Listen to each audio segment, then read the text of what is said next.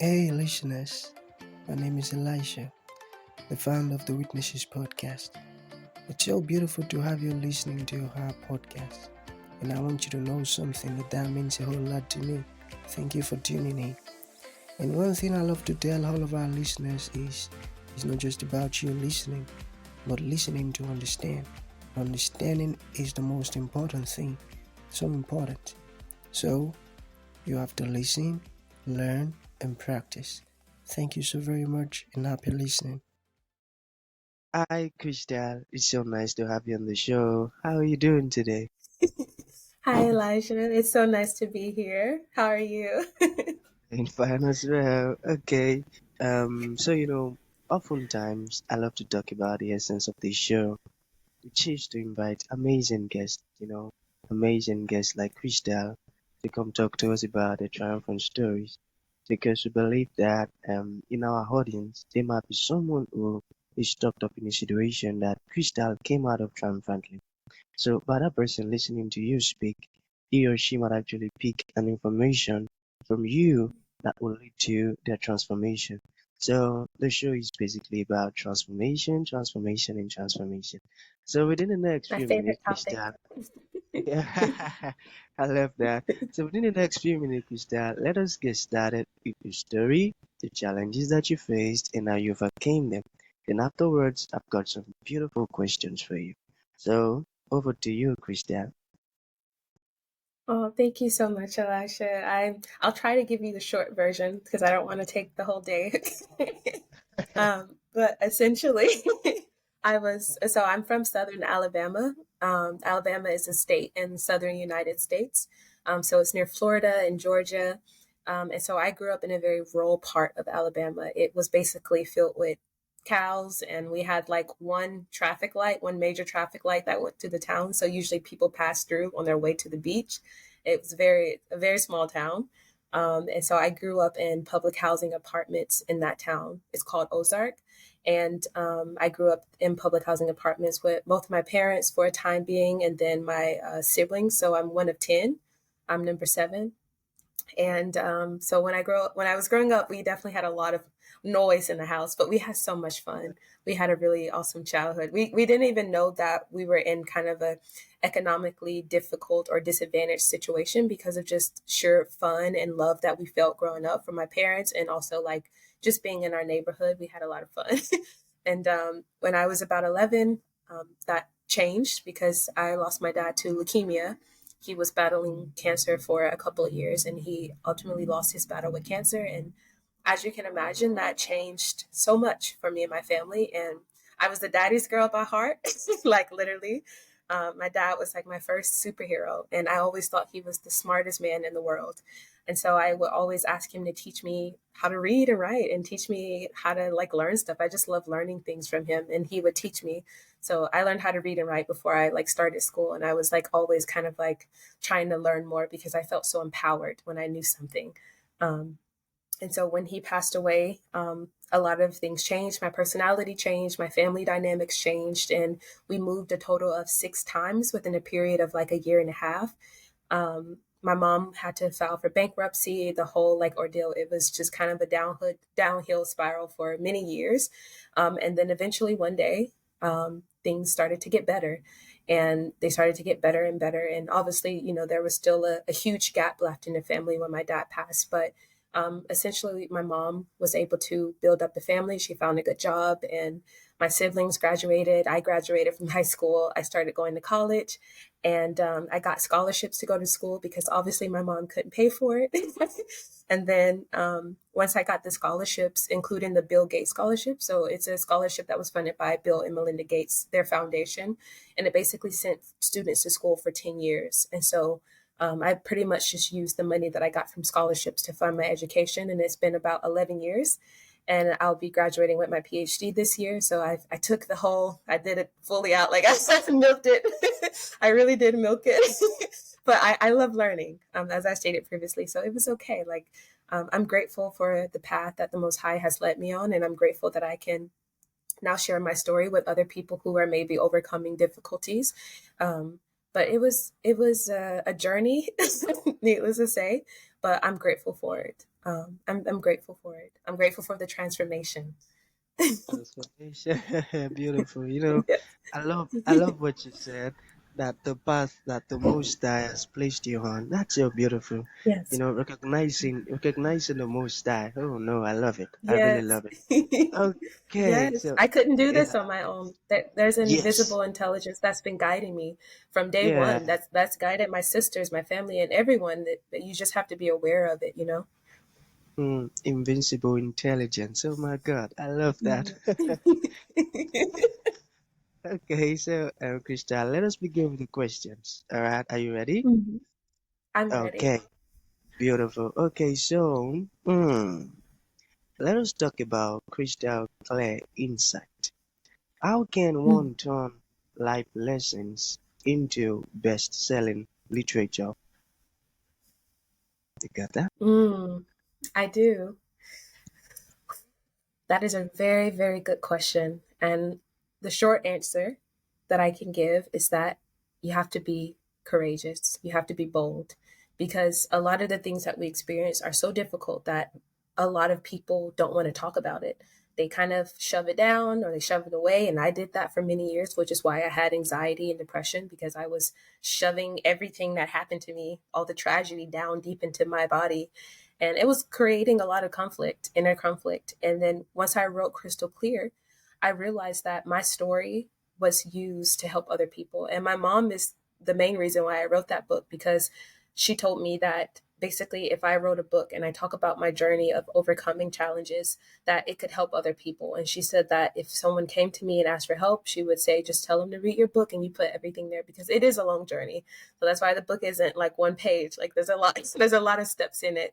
And one of the things that kind of even further, I guess, influenced me to create the book was because people were messaging me and saying, "Oh, you made it look so easy." And I guess, like, in a way, I was a little bit triggered by that because I'm like, it wasn't easy. Like, I wouldn't say it was easy. I would say that the path forward was definitely clear. It was definitely simple in a way, but not easy. So simplicity doesn't necessarily mean ease, if that makes sense. I don't know if that's clear, but I can definitely elaborate on that if you'd like. But yeah, I guess I was just at a point in my life where I was willing to use my voice. I was willing to tell my story so that I could help other people.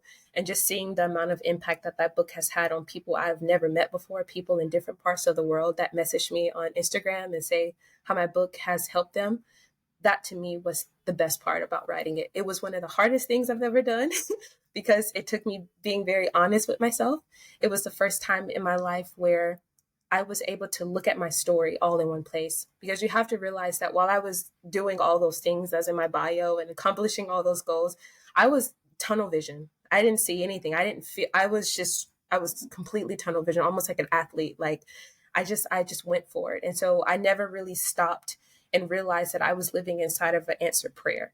So that was the first time in my life where I had to really stop and I was like, wow, like my dreams came true. Like I'm really doing the things that I always wanted as a kid, and I was just crying while reading it. So so it was hard, but it was worth it. I got that. Okay, the second question says, yeah, mm, how can one integrate spirituality in public health? You got mm, that? I do. So I don't know if my view on spirituality is very mainstream. So I view spirituality not as a religious thing. It has religious aspects, like religiosity and spirituality do have some overlap, but I view spirituality as a connection to all of life, a connection to yourself, a connection to nature, and a connection to other people. And spirituality has helped me in public health because it's helped me see that we are spiritual beings having a human experience. And because of that connection that we all play. Listen, don't get me started, Elijah. This topic is so dear to my heart. It makes me want to cry. Please go, But go. listen, but yeah, it was just like I realized that, yeah, we're spiritual beings having a human experience, and that spiritual connection that all of us has in this entire world has helped me realize that a lot of the issues that we face in public health are because of our lack of awareness of who we really are. And I wanted to bring spirituality to public health so I could show that we are having this spiritual, almost like, so I call it psycho-spiritual experience. And a lot of the things that are happening internally are being expressed in the way that we experience health, the way that we experience a connection in our community. So if we can address the things that are going on internally, then our external world can do nothing but fall into place. But a lot of people are trying to fix the external world and thinking that will make them happy. And I did that for so many years, and it doesn't work that way. It's an inside out approach, not an outside in. Hmm. I got that. Okay, still have some questions. Yeah, I guess. All right. Hmm. Okay, so it says that you've been on a fascinating journey of both personal and spiritual growth alongside your Yes. academic career. So Yes. how has this journey evolved over time, and what key moments or insight have been pivotal in shaping both your personal development and your professional path? What a long question. But listen, I felt every part of it because as you were speaking, I'm like, ooh, how long do you want to answer me? Listen, it was rough in the beginning. It was rough. Like to a point to where I felt so there's parts of my childhood, like I mentioned in the beginning, like I witnessed the death of my father. Like it's one thing to watch a parent to know that you lost a parent, but it's another thing to watch a parent die. Like to watch, like I watched my father's health decline. I watched as after his passing away, my completely like everything about my family dynamic shifted. I watched all the struggles that my mom faced. She couldn't grieve because she was trying to be strong for her children. So I didn't grieve because children watch their parents and they watch how their parents deal with difficulties. So when I saw that my mom didn't cry or that she didn't stop whenever my dad passed away, she didn't have a choice. She had to keep going. What was she going to do? You know what I'm saying? So it was just like I always felt like it wasn't okay for me to miss my dad, that it wasn't okay for me to grieve the loss of my dad. And so because I was kind of suppressing that grief deep within my heart, I struggled with anxiety and, like I said, depression. I used to have panic attacks, which used to send me to the nurse's office. When I was in school, and I didn't know what they were. I didn't know there was a name for what I was experiencing until I started researching this stuff. So when I first started school, I was dealing with all of these internal things, these mental health issues, and also trying to navigate school. So you can imagine, like that was very hard. But on the outside, I was smiling. I didn't want anyone to know what I was dealing with. I didn't want people to know I was struggling. I was embarrassed, to whenever I would have panic attacks in class, the first thing I would do was get up and go to the bathroom because I didn't want anyone to see me crying or to see me struggling to catch my breath. And so it was just like one of those things where it's like I definitely hid it for a long time. But to answer your question about the moment of insight, when I was 23, I was at probably the lowest in my life, at a point to where I was trying to get my first master's degree. And I was like, okay, when I get my degree, I can be happy. Like once I get my degree, I can be happy. Well, Elijah, I got my degree and I was not happy. In fact, I think I felt even more miserable because I was banking on this event to make me happy. I was like, okay, once I get my degree, I'll be happy. And it happened and I wasn't happy. So it just sent me even further down into a very like sad state. And then one morning I woke up and I remember I looked up at my curtains, and my curtains in my apartment were sheer gray. So I guess they had like a sheer like these curtains behind me, but they were gray. And I remember I looked at my curtains and when I woke up, I don't know what time it was, but I just remember when I woke up, I thought, wow, I really wish I didn't wake up. Like I had that thought. And in that moment, I realized that there was a separation that happened because I was like, wait, if I just had that thought and I'm aware of that thought that existed, then who am I, the thought, or am I the awareness behind the thought? And so that created this whole shift in my in my body, and I was just like, okay, what's happening? And I didn't even know that that was the beginning of my spiritual awakening. I just knew that I was aware that there was a separation between my thoughts and who I really was. And so in that moment, I told myself, okay, I don't know who this person is right now. I don't know who this depressed Crystal is. Can't figure it out. She's not happy. I don't know who this person is, but I want to know if I can get back to the Crystal I remember before the trauma, the one that smiled, the one that loved life, the one that was always open and free. Like I wanted to get back to her. And so that kind of started my journey of spiritual growth. And it just so happened that I was in school. And I think school provided the perfect avenue to start that journey, because I realized that, okay, I'm doing something, I'm trying to accomplish my goal. But at the same time, I also have to work on myself at the same time, because if I accomplish this goal of getting my PhD and I'm not happy by the end of it, then somebody needs to answer some questions. So like, that's why I was like doing the work on the inside while also working on my goals on the outside. So I hope that's clear, but I can definitely elaborate on any part of that. Yeah, it's clear, and you just answered my next question. Okay, so Yeah. in conclusion, Christelle, let's say there's a piece of advice you like to give to the audience. What would that be? And let's say there are some people listening and they would love to reach out to you, learn more about your book and get your book and all of that. Yes. How can that be possible? I love this question, especially the first part. The one thing I would say to your audience is take the time to know who you are. As some of the oldest ancient wisdom, know thyself. Because when you know who you are, then there's nothing in this world that you can't achieve. There's no place that you can walk into where you feel inadequate or inferior, or there's nothing that someone can tell you that you internalize, because you know who you are on the inside. And I won't say that that process will be necessarily easy, but I will say it'll be simple and it'll be rewarding, and you'll have peace. You'll have something greater than happiness. You'll have peace and you'll have well-being. And that's what I would leave with your audience. And to the second part, if they would like to connect or ask me anything, my website is Crystal T. Harrell. So T as in tango, my middle initial. So you can just reach out to me there. I have all of my social media links on there. You can also find me on Instagram at Crystal Harrell _ and shoot me a DM if you have any questions. But I'm always willing to talk to people, especially young adults, because that's the population I work closely with.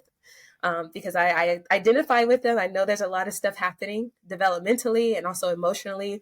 And so I want to do everything that I can to help that population. So please reach out to me if you have any questions. Beautiful.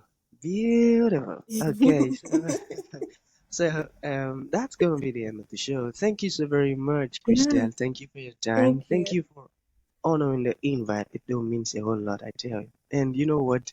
You've just blessed me with so much insight, I tell you. And I'm so sure that by the time the listeners are going to be listening to this podcast, it is going to transform them, I tell you. Very beautiful. So Wow, I thank you feel so that very in my spirit. much. Thank you, Wow. Elijah. This is a beautiful space. Thank you. Thank you. Thank you for tuning in to this incredible episode. Your support means the world to us, and we truly value you. We look forward to having you join us for the next episode. If you enjoyed what you heard, please consider rating and reviewing us on Apple Podcasts. Your feedback is greatly appreciated.